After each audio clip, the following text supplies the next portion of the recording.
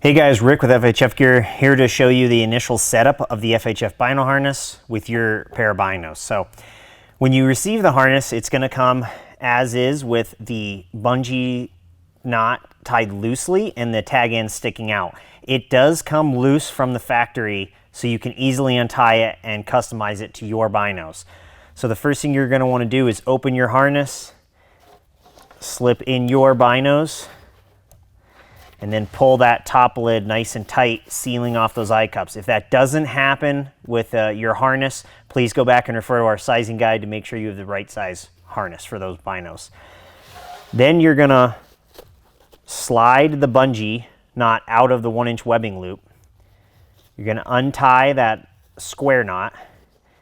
You're gonna hook the bungee in the boot hook, and then you are gonna go ahead and tie a square knot again. And once again, do use a square knot because it really binds the bungee against itself, so it's not going to come loose. But once you have that tension done, you just customize the fit of your harness to your binos, depending how you run your eye cups or the height of your binos. Then you want to take the bungee and slide the knot up in the 1-inch webbing loop, which is going to help it stay secure. Then you could take the tag ends and flip them up under the FHF Gear logo.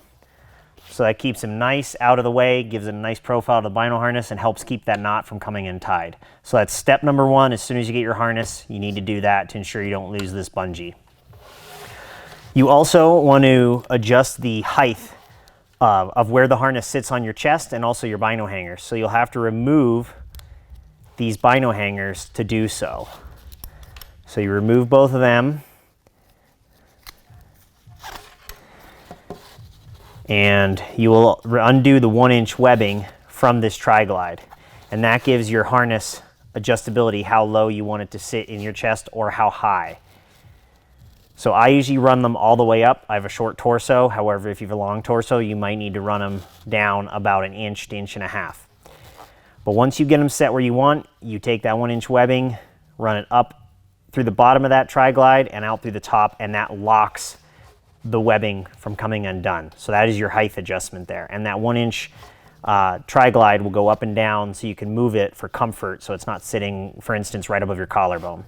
So do that for both sides, and then you can reinstall one or both of your bino hangers, but you want to come up from the bottom, and I kind of leave them longer, but you can also shorten them up. So you come up from the bottom, down through the top, but you want to, because this is smooth binding material, go back down through the bottom, and what that does is it locks that bino hanger on.